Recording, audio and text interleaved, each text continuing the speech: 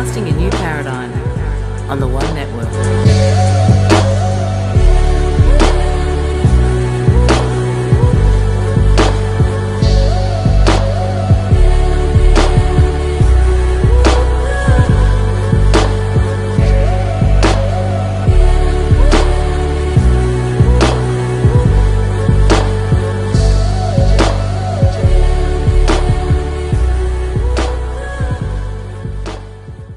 Before we get very far into our next story, we do have a warning for you tonight. What you're about to see and hear may not be suitable for children. Tonight, take a walk in their world. Transpicuous News, connecting the dots between the lines. Good evening, everyone, and welcome to Transpicuous News on Thursday, February 26th. Pardon me. I'm sorry, everyone. If you tuned in to watch the live stream last night, we kind of had a little bit of technical issues. Interesting technical issues, actually. It was an interesting day all around yesterday on several levels. First off, I'm going to get into the, my interesting day before we get to the news, because it's kind of interesting. So first off, I was on, we'll start off with our lovely stage show that we had right out front of us. It's not much that anything really happens for us to see sitting here where we are in northern Morocco overlooking the Med.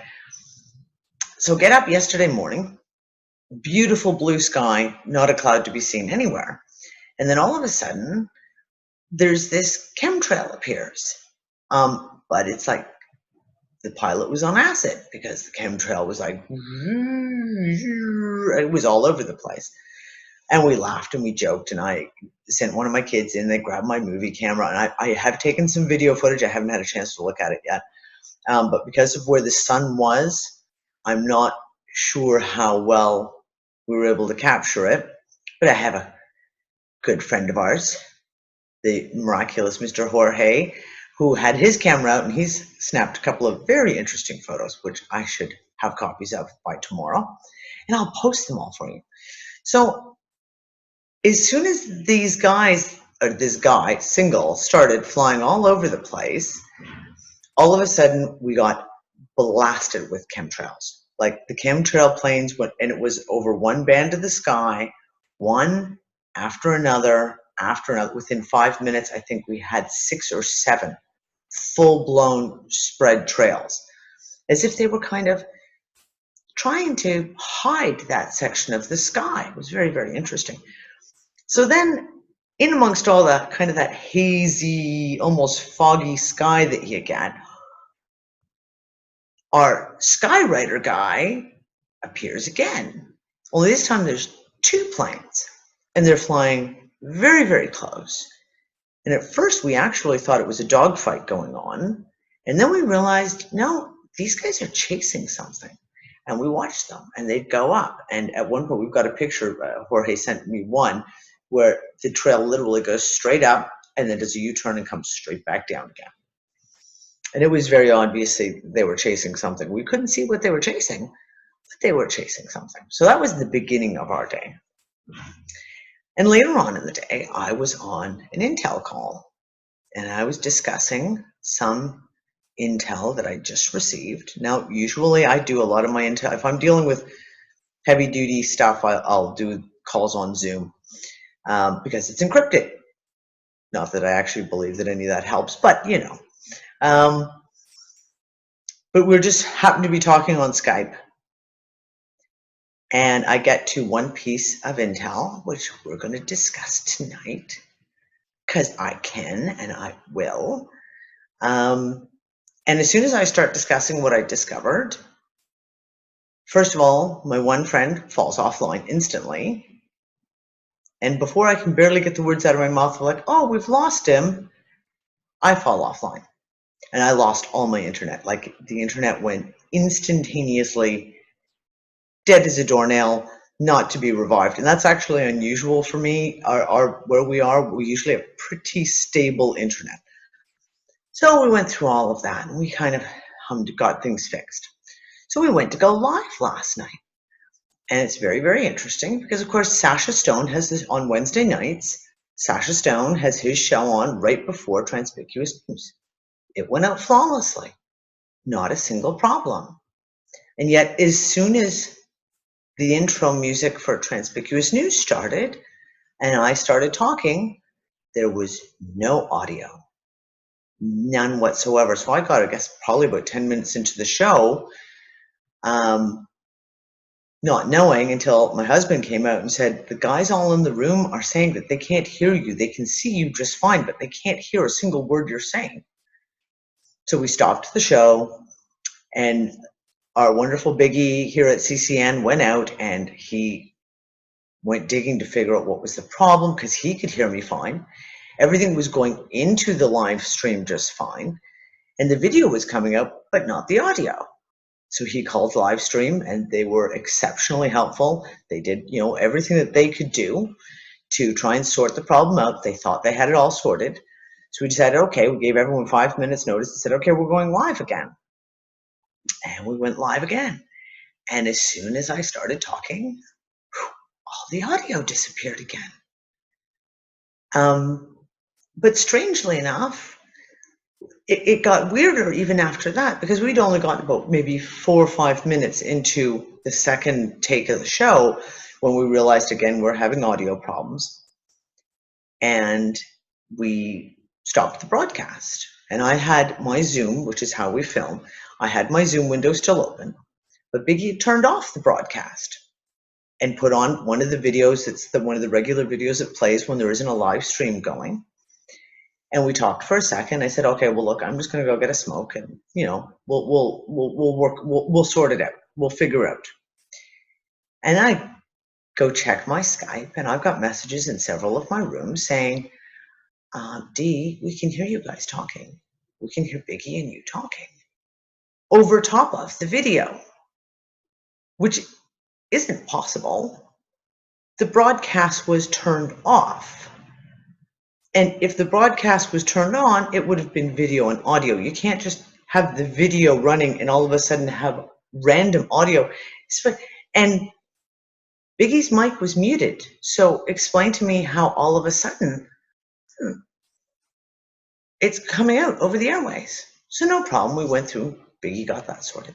So anyways, by the time things got sorted out last night, it was like well after midnight. And I said, yeah, I think we'll record tomorrow.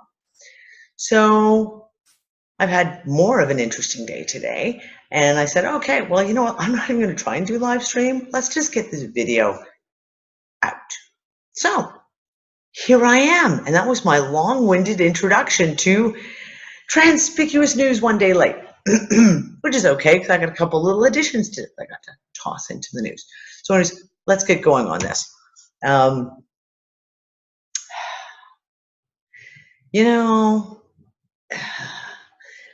Zuckerberg is just, he's kind of like a caricature. You can just make fun of him over and over again without feeling even remotely bad. So anyways, he apparently he's part of a Book of the Month type club, and he shares his book choices with all his audience on Facebook. And to deliberately take a stab at the anti-vaccination activists, he chose a book called, it's vaccination science book called On Immunity. Okay, which is the biggest pile of crap book ever. I mean, it is literally ridiculous. It contradicts its own self. And yeah, so that kind of set my tone for this week when that came out. It was like, seriously? Whatever. This time this vaccination thing's not going away. They're really, really pushing it. Now, Starship Earth, the writer for Starship Earth put out a really important article this week. I copied it over onto RTS. The American government, the US government, is putting together a draft for the National Adult Immunization Plan. This is talking about mandatory vaccines, not just for children, but for adults as well. And now they've got a draft of this put together, and they're calling for public comment. Now, it is really, really important that all the Americans out there get off their butts and put their public comment in. Now, anyone who knows me knows I've been involved, I've been a political activist for a long, long time, and I've been involved in a lot of these kind of missions, if you will. And I can tell you firsthand that public comment and actually responding, the emails that you send, the petitions that you sign, it does make a difference.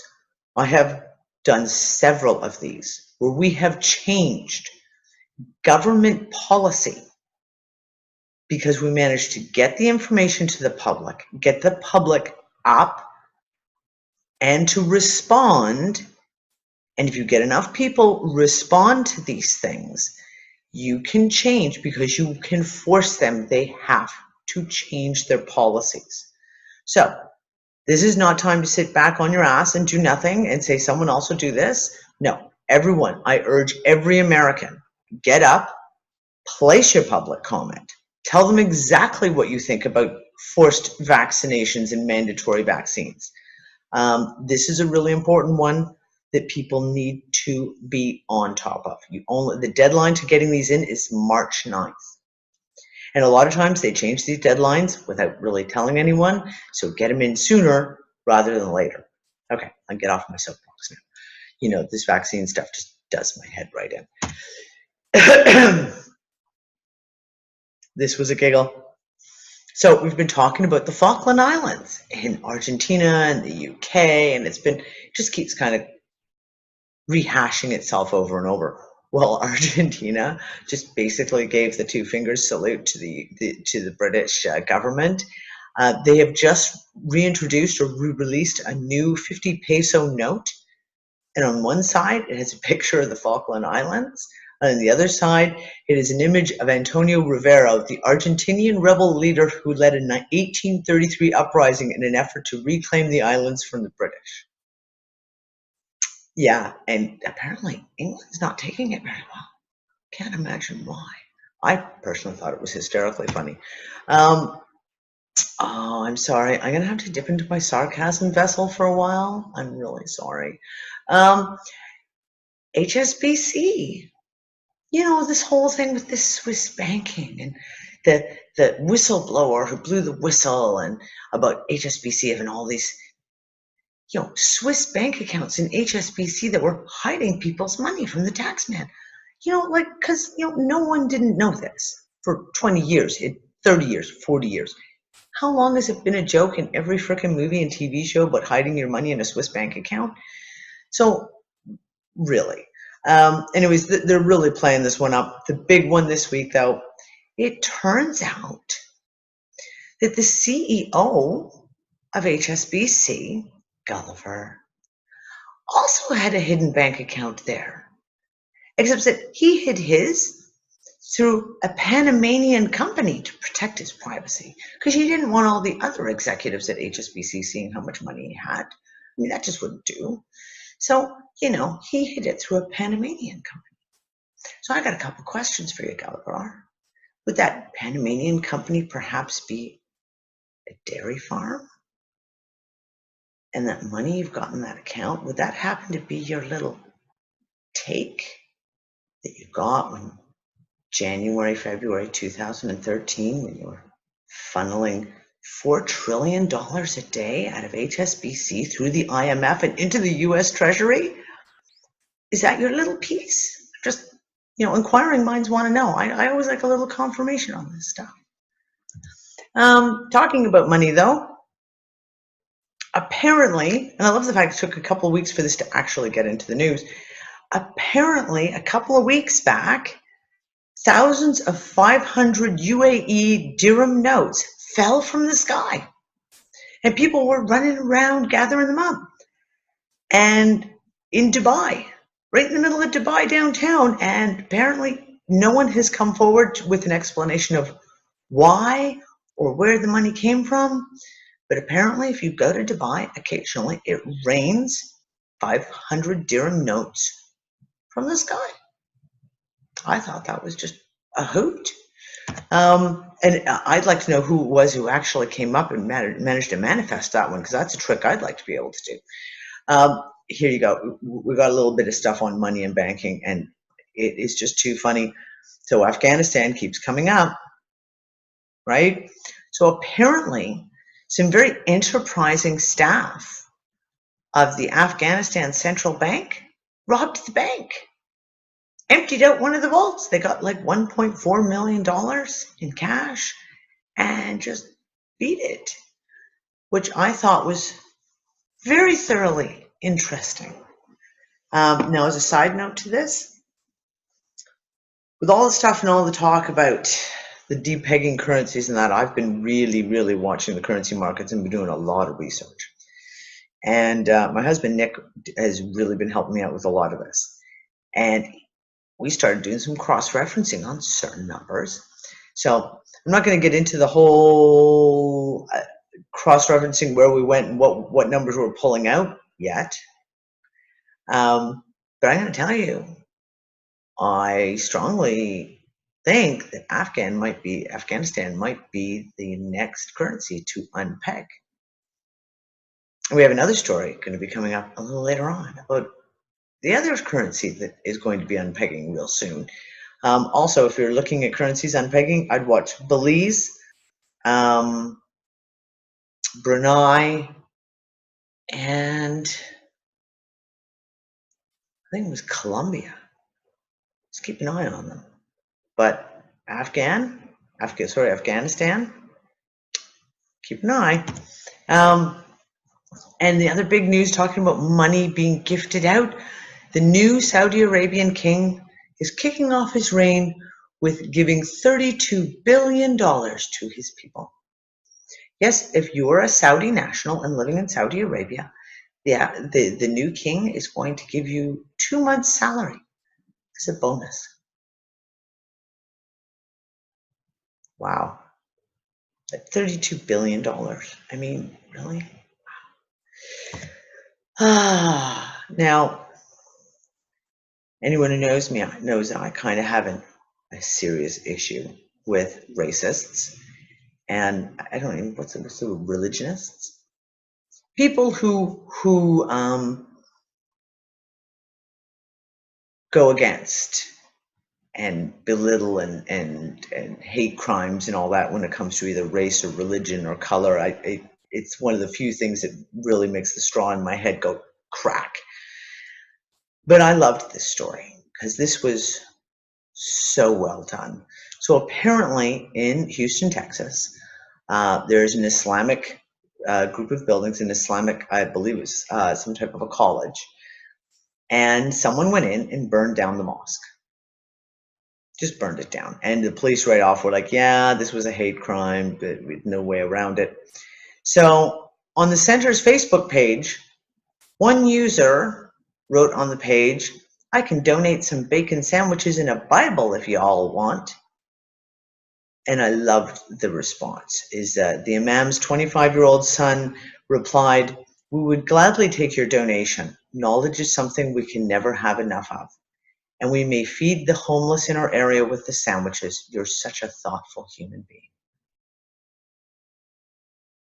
Now, I think I would have probably handled it a little differently, but then I kind of lose my shit on this kind of stuff. But you know what? I thought that how well done and well played is that one. Just, I had to point that out. It just really did. I loved it. I thought it was so good. The Department of Homeland Security funding issues. And I didn't get a chance to screenshot it. There was a news article out today that outlines some of this stuff that are tied into this whole Homeland Security funding. And it's beyond ridiculous. Like, to the point of, apparently one of the sections outlined the article, like I said, damn, I wish I'd screenshot that, outlined that while certain aspects of Homeland Security would absolutely have to stay in place, like airport security and port security, those people would have to be at their jobs. There's no way around it. But they're not going to get paid if there's no funding, if they don't get their funding through. So these people will be forced to go to their jobs, but they won't get paid for their work. Now, I'm pretty sure that slavery was abolished in the United States. I could be wrong. Maybe someone can, straighten those facts out for me. But that sounds an awful lot like, forcing people to work and not paying them. It's kind of like slavery. I can see a class action lawsuit coming out of this one. But anyways, we'll get back to this article. Homeland Security Secretary Jed Johnson went on a Sunday talk show and demanded that Republicans fund the Department of Homeland Security without blocking money for President Obama's executive amnesty plan. And I'm pretty sure that's called extortion. I'm not sure. It could be. But he prefaced his "you better fund my department" pitch by warning that Al-Qaeda-linked terror group Al-Shabaab is publicly calling for the attacks on shopping malls in the United States, specifically the Mall of America in Minneapolis. So, number one, this was already proven to be complete bullshit.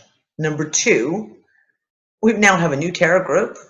Another one, this is called Al-Shabaab, because I guess Khorasan, back in September, that just didn't fly. I don't know, maybe the name wasn't catchy enough.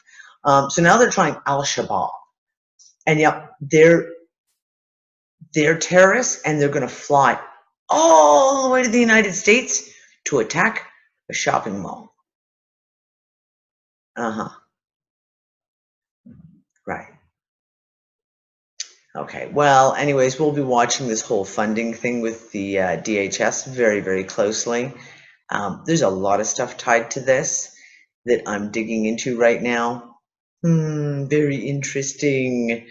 Look at this HSBC again. Top international banks are facing a U.S. probe for alleged metal market fixing. Here we go again. Now it's gold, platinum, silver, palladium, and price fixing. U.S. Department of Justice is in the early stages of an investigation into at least 10 international banks, including JP Morgan Chase, of course, Goldman Sachs, of course, Barclays, of course, and HSBC, just to name a few. Although I think it's really interesting, the article, one of the other banks under investigation is the Canadian Bank of Nova Scotia, which kind of stands to reason when you think that the only bank of the original banks, families, people, if you will, tied to the original gold fix in London, who is still involved with the gold fix, is Scotia Makata. So I thought it was very interesting that, wow, Bank of Nova Scotia is getting investigated too, eh? That sucks to be them. And going to our whole thing about currency pegs. This came out of a Chinese newspaper.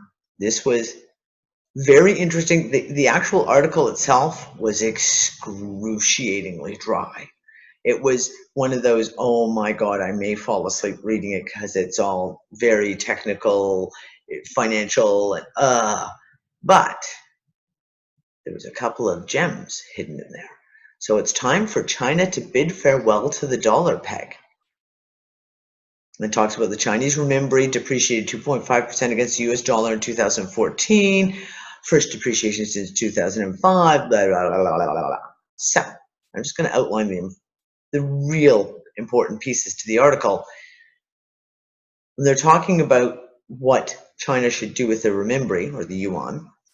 A third or more likely scenario would be for the PCB to let the renminbi move more freely against the dollar, but prepare to lean against the wind by selling dollars out of its official reserves from time to time, while keeping a watchful eye on cross-border capital flows. In this case, the loose dollar peg would start to fade gradually. By selling dollars out of its official reserves. Well, what do we know? that China's done for the last 2-3 months anyway, especially last month, is dump the US dollar foreign reserves. Like they're dumping it quite quickly. Kind of interesting. What goes on, this 20-year-old but increasing loose dollar peg has served the Chinese economy well as a simple nominal anchor, but its time is up. First, as the biggest trading nation and second largest economy on earth, it's actually first largest because the US is lying over the numbers, China is simply too big to be anchored to any single currency. Finally, the US no longer welcomes a renewed Chinese peg to its currency, yet demands nothing but one direction flexibility. So just keep it out. We're going to see that coming very, very soon. I mean, the whole China buying up all the gold that they've bought. And for those who don't know, the official numbers, between 2010 and 2014, China bought $1 trillion worth of gold. 1 trillion. Now, that number is based on market price at the time of purchase. So some of those purchases were made when gold was sitting at $1,600, $1,700, $1,800 an ounce. Interesting, huh? And now they're dumping US debt, US currency in their official reserves. So we'll watch for that one to happen very soon too. Okay, all of you, I'm sure, especially everyone in the States, another train wreck. And of course, you know me, as soon as the train wreck, plane wreck, boat wreck, I got to look into this, see what's going on. So I had to go digging. And I come in, and I didn't get digging into this until the day after the train wreck happened. And the first link I pull up is the truck driver, which was the guy who drove the truck that the train crashed into, has been charged with felony hit and run. Wait, the train crashed into his truck and he's been charged with felony hit and run? I mean, first of all, I would suggest that perhaps the law enforcement there needs to really look up what hit and run means. Just saying. Some interesting things came out of this. So we got the driver of the truck arrested for the felony hit and run. The driver was identified as Jose Ramirez. Ramirez fled the scene, but was found uninjured 1.6 miles away and was not in the truck at the time of the collision. Well, duh, of course he wasn't in the truck if they found him. Anyways. Ramirez, 54, was driving a produce truck when he turned right onto the tracks and got stuck there. Minutes after the crash, an officer found the driver and said that he looked disoriented. Now later on, a couple of other things. The LA Times, his wife comes out and says, it's not his fault. He jumped out of the, you see it, you're stuck in a truck, your truck can't go, it won't start, train's coming. Yeah, you get the fuck out of the truck, don't you? It's not like you're going to stand around. Now, an investigator with the Oxnard Police Department said it was common for trucks to get caught on the tracks, saying that this is the 4th or 5th time it's happened at this location.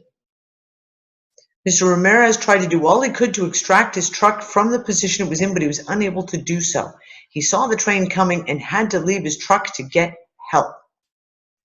It is clear this was an accident. The arrest of Mr. Ramirez is the unfortunate result of law enforcement attempting to cast blame on a man who was caught in a tragic situation. He does not know how or why the truck he was driving stopped on the tracks. It's just stopped on the tracks. He couldn't get his truck started, so he got out of the truck when he saw the train coming. Does it remind you of anything? Like perhaps the woman in the SUV who literally just stopped on the tracks and got out of her car and then had all the time in the world to get back into her car and drive away, and she literally just stopped on the tracks. Interesting. Now, The other interesting thing is there was no deaths with this. So because no one died, you're not having any names released. So we don't know who was on that train either. Of course, I could just be a conspiracy theorist, right? It happens. So if you remember, back early mid-January, we had the 2 subway fires on the same day. This was the first one. Washington Metro Station, there was the big subway fire. Well, there wasn't a fire. All it was smoke. And remember, the one lady died, and there was another gentleman had an epileptic seizure, and there were common people stumbling around. They couldn't walk. They were unsteady, and it took them so long to go in and actually rescue the people off. There was no fire, just lots and lots of smoke. Washington, D.C. subway. Well, guess what happened this week? And strange enough, I talked to about 4 different people who are heavily into gathering up intel, and none of them heard this story. So, smoke appears in Washington subway system 3 times in 2 days. L'Enfant Plaza station briefly filled with smoke after a mechanical issue occurred around 11 a.m. On Saturday evening, firefighters responded to a report of smoke and fire on a train line connected to Washington's Foggy Bottom at Roslyn, Virginia. And the fire was caused by System's electrified third rail, which is exactly what they said happened back in January. It was an arcing event from the electrified third rail. Earlier on Saturday around noon, passengers riding another train were evacuated after faulty brakes caused smoke to fill the Woodley Park Metro Station. The 3 incidents come 1 month after an arcing insulator in a tunnel near L'Enfant Plaza filled the car with smoke, killing 1 woman and sending 84 people to hospital. So, me being me, I can't help myself, so I pulled up a map of Washington, D.C. subway system. And I triangulated where all the accidents are. So, where's my mouse? There's my mouse. There's L'Enfant Plaza, where the 2 incidents, the one in January and then the one on Saturday happened. Here's Woodley Park up here. Here's Roslyn Foggy Bottom here. And what's that right smack in between? Literally perfectly placed between all 3. Oh, look, it's the White House. So, what's going on in Washington? Well, there happens to be a lot going on in Washington right now. A lot going on in Washington right now. Go away, fly. Seriously. That we're not going to get into details of because I want to make sure this recording goes out. But yeah, there's a lot going on right now. Oh, by the way, the CIA is just up here, just right up there, right over there, which is just at the kind of the other end of this Roslyn station. Kind of like how the one at Les Enfants was the train heading right directly to the Pentagon. Interesting stuff, huh? But I'm just a conspiracy theorist, so what do I know? The U.S., this was one of those classic, I giggled my ass off when I read this because it's so transparent. U.S. is preparing to draft threatening, let's try that again, prepares a draft threatening UN sanctions on South Sudan. This is crazy, okay? So, because South Sudan is completely under war right now. It's the mainstream media isn't covering much of it, but the entire country is being devastated at the moment. So the core of the draft proposal obtained by Reuters says is a threat to impose worldwide asset freeze and travel ban for anyone undermining the security or interfering with the peace process after March 5th and April 1st deadlines set by the East African bloc. When asked why the resolution did not call for an arms embargo, U.S. official told reporters on Tuesday the idea was to take an incremental approach and gradually increase pressure on the warring factions. So what we're going to do is we're going to freeze their assets so that we can take them and keep them. but we still need to make more money. So we're going to keep selling them arms. So we won't want to freeze any arms deals because we need to make money. So we'll freeze their assets instead so we can take that. And, we'll just see how things go a couple months down the road. So transparent. The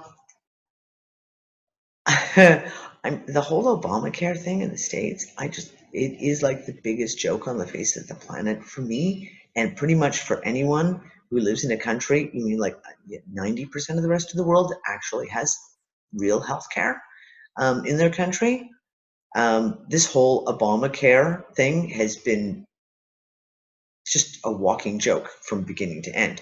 Well, here's another one. Another little piece to this one. The White House has some bad news for those Obamacare-insured taxpayers who prepared for early tax filings or had already filed. The form that they were sent out about premiums and subsidies, more than 10% of them were wrong. Obama administration says it sent about 800,000 healthcare gov customers the wrong tax receipts. So now you gotta wait until you get the right one, and then you gotta do your taxes all over again. And my question is A, I don't know if getting your taxes done in the States is as expensive as it is in Canada. Do you have to pay to have them done again because the government fucked up?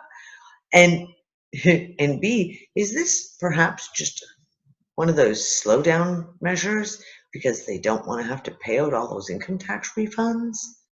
Kind of like radically reducing the IRS staff. So the IRS started 3 months ago announcing how it's going to take so much longer for you to get your tax refunds this year because, we're so overworked. And now we've got things like this. This reminds me of the whole thing, sent them the wrong tax receipt.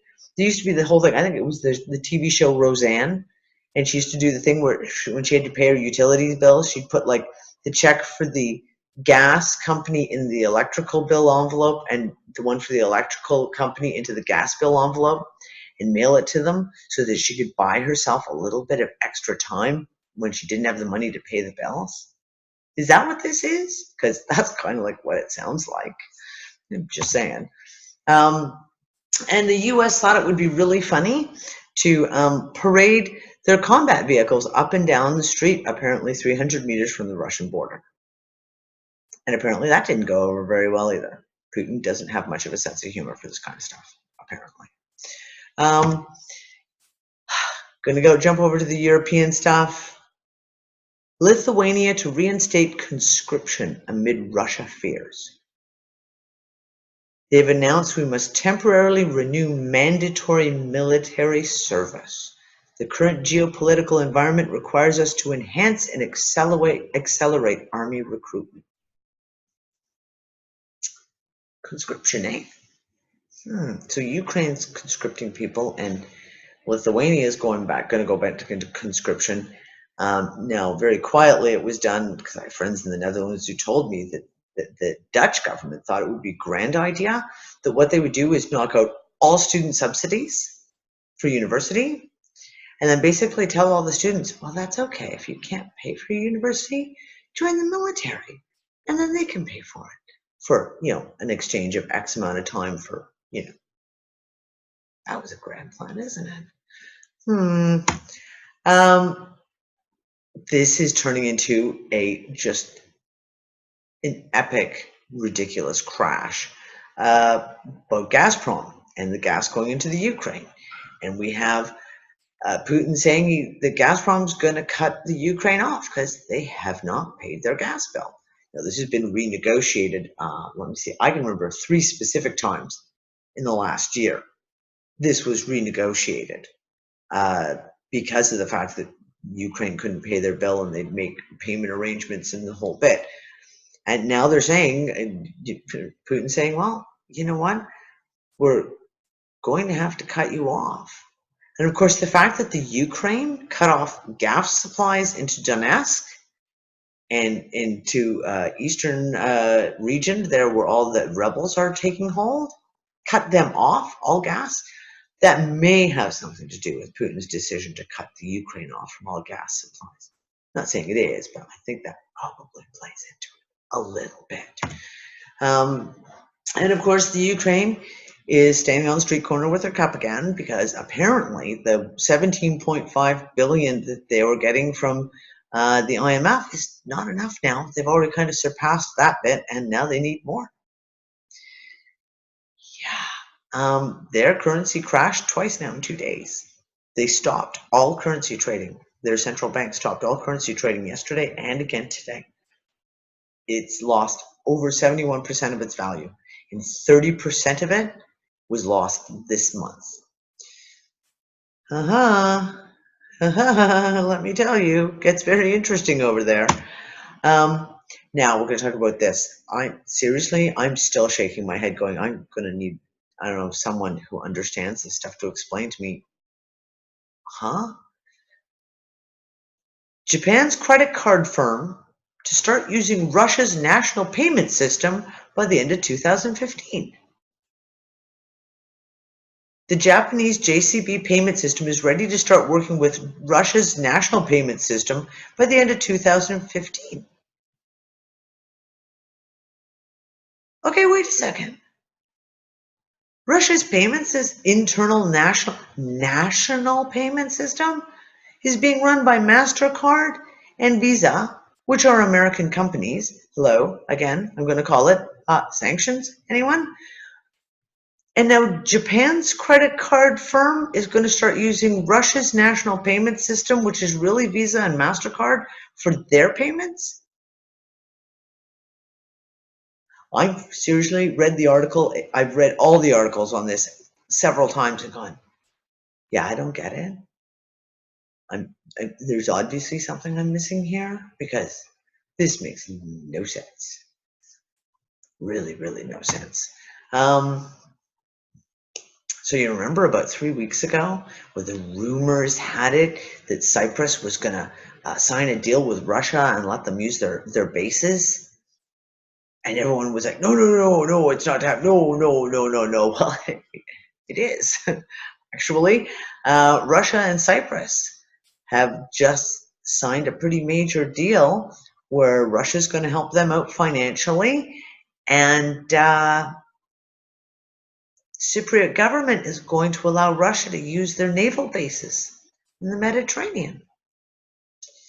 That, I can guarantee, is pissed off more than a few people. Just more than a few. Going to the Greece stuff. It says something when you get to the point where I literally go, I don't even want to look at the Greece stuff. Do I have to? Please tell me I don't have to. So basically, Greece folded. The Greece and the EU kicked the can down the road for further 4 months. All they did was just extend the deadline. Exactly like the US budget shit, where they just like, okay, let's push the deadline ahead a couple of months and hopefully something miraculous will happen to get us out of this mess. EU Commission says Greeks list is sufficiently comprehensive. This is their list of reforms that they're promising to make. But you know what? Even though they went through, this was like Monday, Tuesday. It's ongoing every day. Now it's been overwhelmingly voted in Germany that they will accept the reform promises, except that they're not accepting the reform promises. Depends on what newspaper you read, I guess. I'm not sure. Now, the interesting part of this was, and I wrote a pretty major article on this Monday, I think. The Greek apologies. The big boys won this round. Politics is politics.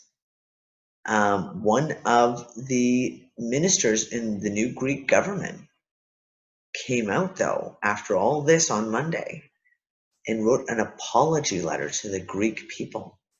Part of what he said was, the people voted in favor of what Syriza promised, to remove austerity, which was not only the strategy of the oligarch Germany and the other EU countries, but also the strategy of the Greek oligarchy.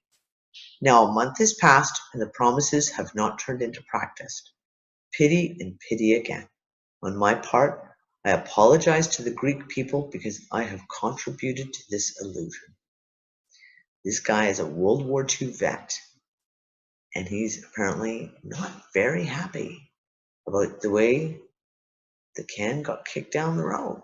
And apparently none of those things, it's kind of like most other politicians that were promised before an election, have actually come to pass. It's an unfortunate truth, but we're going to have to just keep watching this play out because it's by no means settled. And it just seems to get more and more convoluted. Hold on, give me 1 second. Now, very interesting, EU, talking about EU nations, we've got Italy, along with Tunisia and North Africa, have made statements rejecting military intervention in Libya. Military intervention in Libya is a means of containing terrorism, could end up fueling it. And they came out really, the Italian government came out quite strongly about this. So we're seeing these kind of cracks within the EU facade of unity. Kind of interesting watching all these things play out. And in Egypt, President Sisi decreed a widening scope of security crackdown. He has reinterpreted the word terrorist and expanded upon what it means.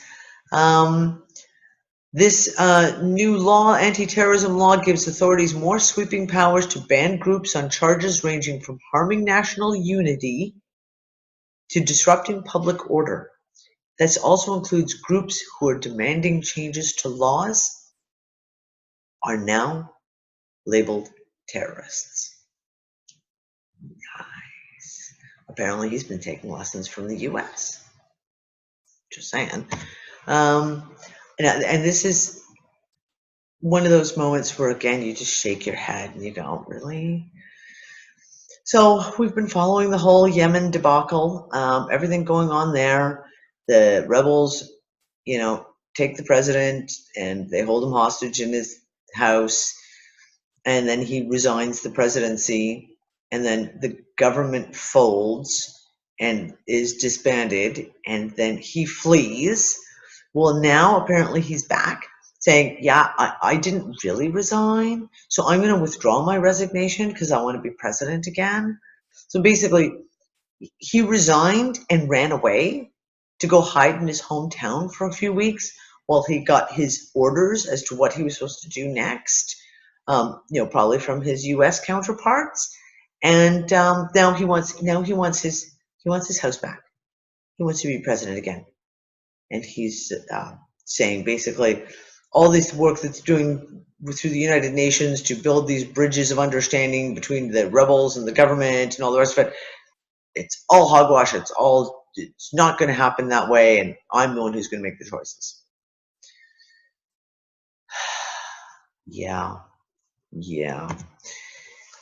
And continuing down through the Middle East, hundreds of Palestinians are fleeing floods in Gaza as Israel opens the dams. Now, apparently, Israel has done this like 3 times in the last 4 years. We're in the middle of the rainy season. They just open the dams and let them flood Gaza. So, of course, Israel's saying, we didn't do that. We would never do that. I wasn't there. I didn't see who it was who did what they did, but I'll let you draw your own conclusions from that one. Remember we talked about things like, supposed groups of countries working together, and you've got like the European Union and NATO, for example. They're all supposed to be working together on this nice little umbrella arrangement. You have Turkey, who's been in the news a lot lately with some interesting things. Well, here's another one. So on the weekend, the Turkish government sent their military into Syria to an incursion into Syria to the north of the country, going to evacuate the personnel and the relics from a holy tomb It's the tomb of Suleiman Shah, who was like the grandfather of the Ottoman Empire, really. And apparently the Syrian government wasn't very happy about it, and they called it a flagrant aggression, that they would just roll in with tanks. I mean, literally, like they rolled into Syria with tanks, went in, got the relics they wanted from the tomb, collected all their military guys, and left. Of course, the interesting part is the questions that come up afterwards, like, how did the Turkish troops manage to safely enter and exit Syria? Driving through the streets of Syrian border town of Kobani. Isn't that the one that is under siege by ISIS right now?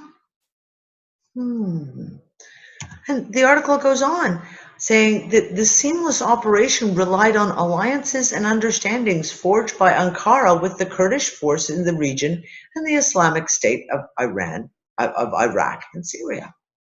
ISIS.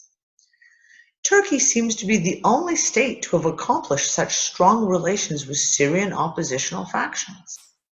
Qatar and Saudi Arabia witnessed a number of setbacks with groups they were supporting in Syria, while Ankara has maintained improving and varied relations with different oppositional factions.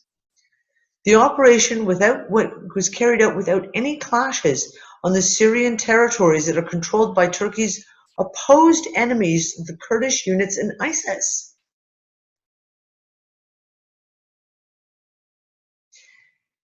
It would seem that Turkey is the only major power to have entered into tacit agreements with ISIS. You know, Turkey, the NATO nation, but apparently they've got, dudes, we're coming through, we just got to go through, we're going to go over there to the tomb, get our shit, we're going to leave. Yeah, okay, on you go, have a good day. In they went with all their tanks, out they went.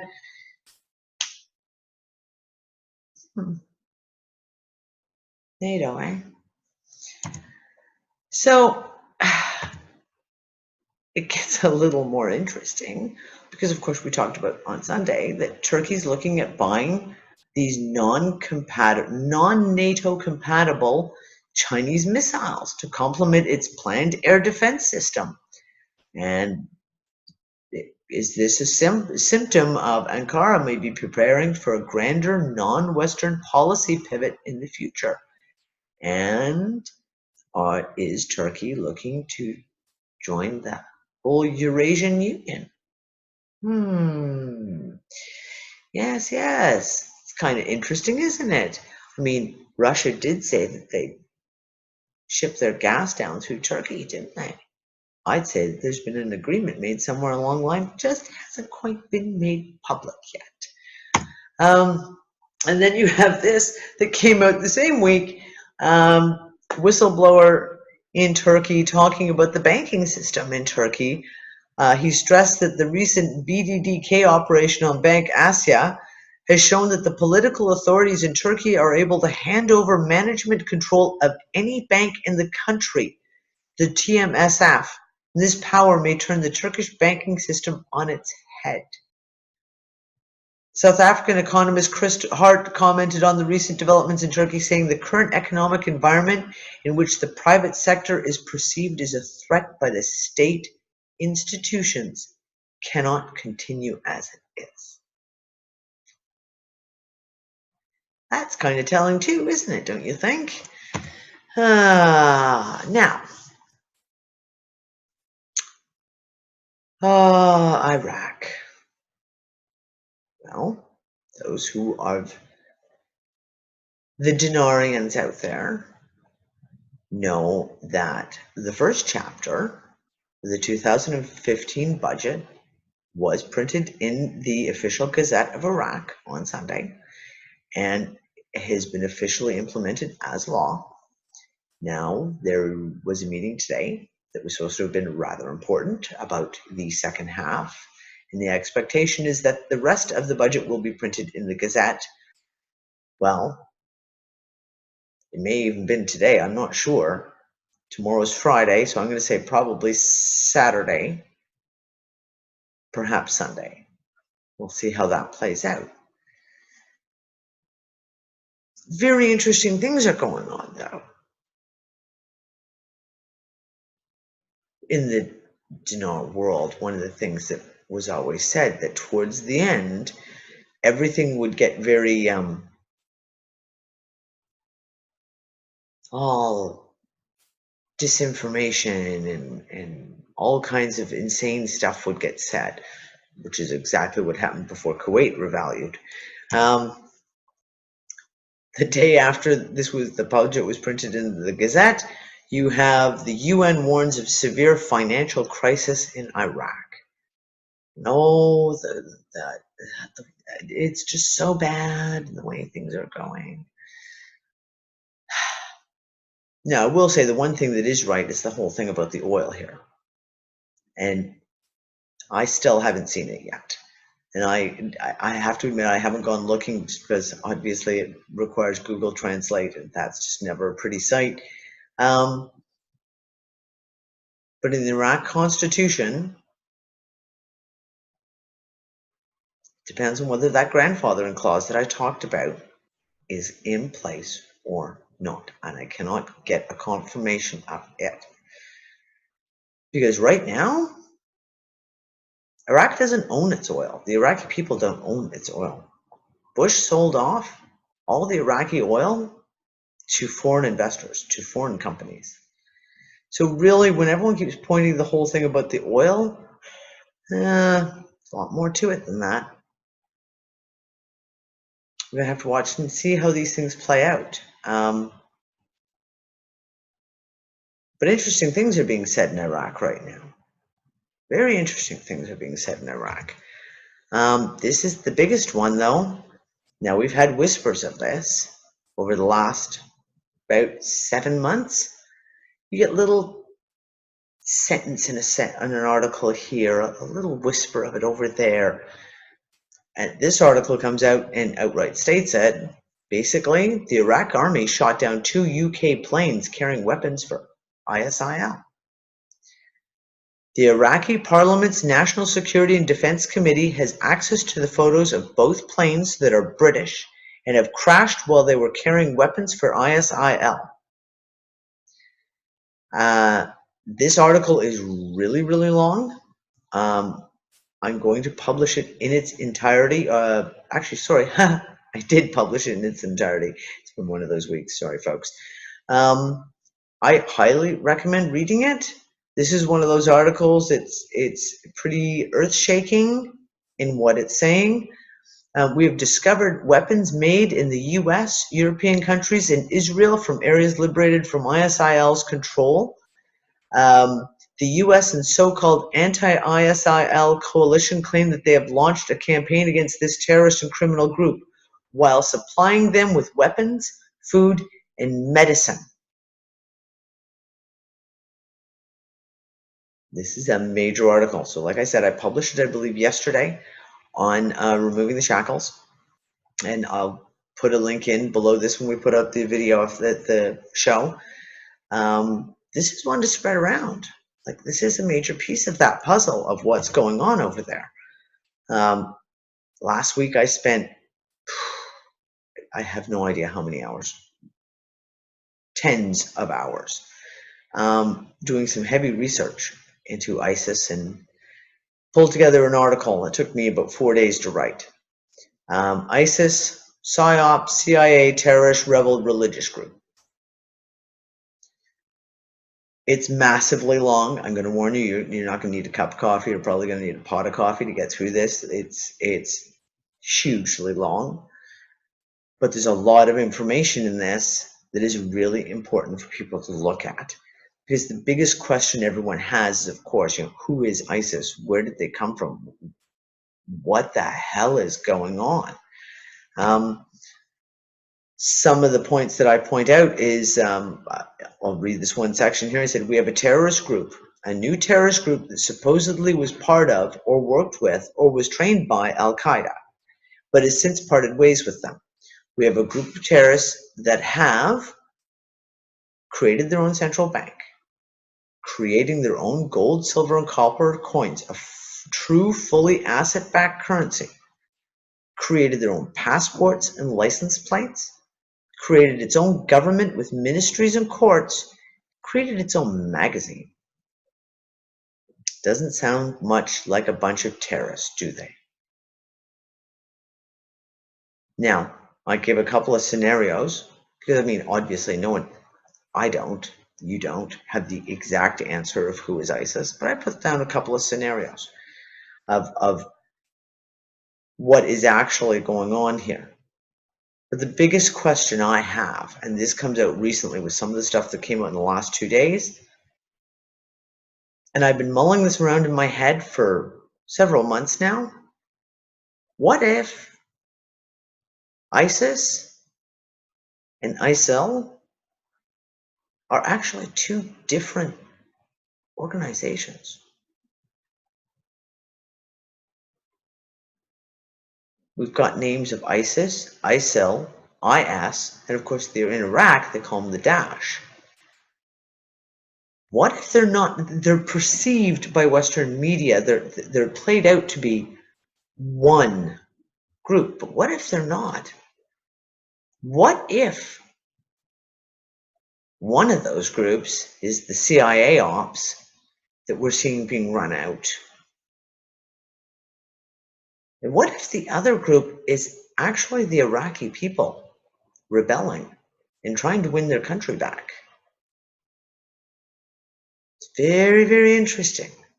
It was, I did a lot of reading also into one of the pieces that came out in CNN last week was a report that was written about the religious connotations behind ISIS and what the belief structure is, and that basically they're trying to assert that it's an extremist religion.